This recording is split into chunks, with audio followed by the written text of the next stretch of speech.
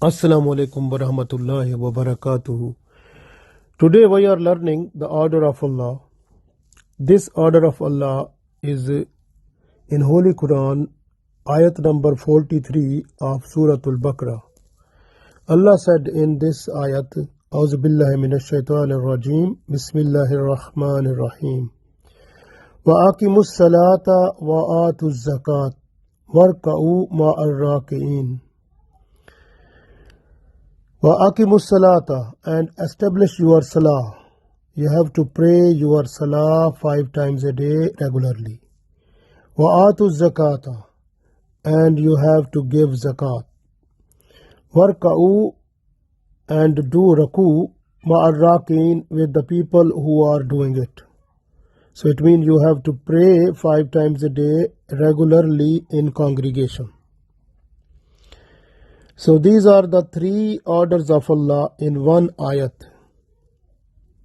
The first order is waqimus salah. You have to pray 5 times a day regularly. So it is compulsory act. You have to perform it. Otherwise you will be punished at the day of judgment.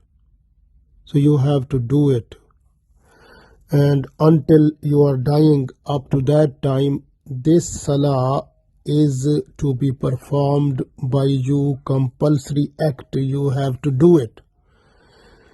So this is the main thing, that you have to perform it completely, fully, with the fear of Allah, and looking after every part of the salah, in using the tongue to read, to recite, or moving your body parts up to the limits which have been described according to salah, and having the fear of Allah, and must have to do accordingly and with humbly. That is very important. So the next thing is you have to pay zakah. You have to count your all of the things up to the whole year. When it has been passed, you have to pay zakah. And zakah, if you are not paying, then you will be answerable at the day of judgment. It is also a punishable act if you have not paid the zakah. So the third is option, warka'u ma'ar raki'in. This depends on the condition. If your house is near to the masjid, or your office or house, or where you are, if you are living near the masjid, then you have to go to the masjid to pray there with congregation. If you are away from the masjid and it is not possible to listen azan, then you can pray in your house. So according to the hadith that is in Abu Dawood, Abdullah bin Abbas radiallahu ta'ala anhu, he said, if a person who can listen azan, then he must go to the masjid, pray there, unless the person has no any excuse according to Sharia. So same like that, once a Holy Prophet sallallahu alaihi wasallam sitting there in masjid, then one person who was blind, he came to him and he said, is it possible for me to pray in home? So because it is difficult for me to come here and go from masjid, no one is helping me to bring here, to go back, so should I pray in home? The Prophet ﷺ said, okay, yes, you can pray home. But at the same time, the Prophet ﷺ also said, can you listen the azan in your house? He said, yes. Then Holy Prophet ﷺ said, then you have to come in masjid and pray here with congregation.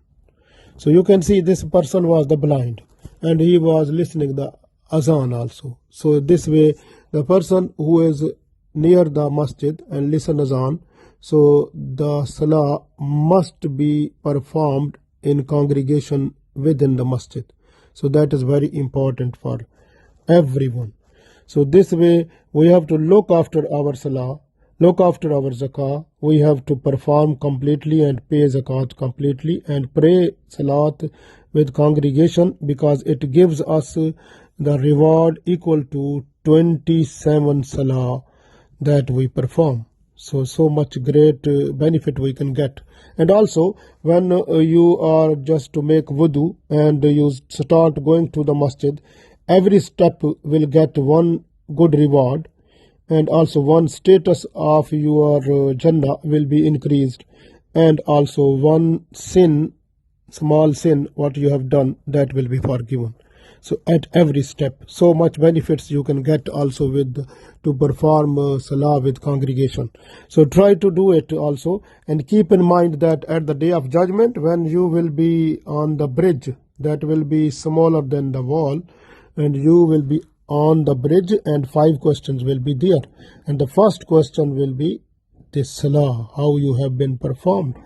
So they will look at your age up to from your birth till death, and from the time when you become adulthood, and from that time up to the death, they will count the time, and how many compulsory salah you were to perform, that will be counted.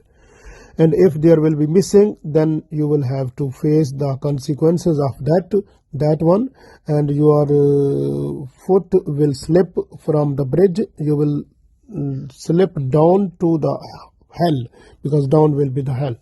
So this way then you will be there, and I don't know how much, Allah knows better how much time you will stay, will come back. Then when you will come back from there, then you will have to be ready for the other question, wa'atu zakah, how much zakat you have paid. They will check all the earning of you, and how much zakat was compulsory to pay, and have you paid that one, or have you paid to the really genuine people.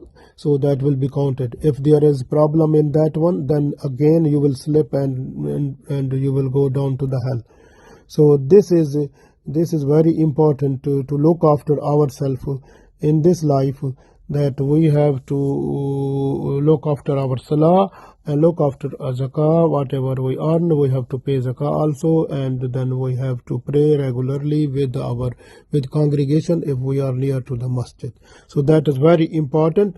Allah gave us tawfiq to do it, so that we should face at the day of judgment Allah in a good way, and we get to the paradise with the blessings of Allah. Ameen.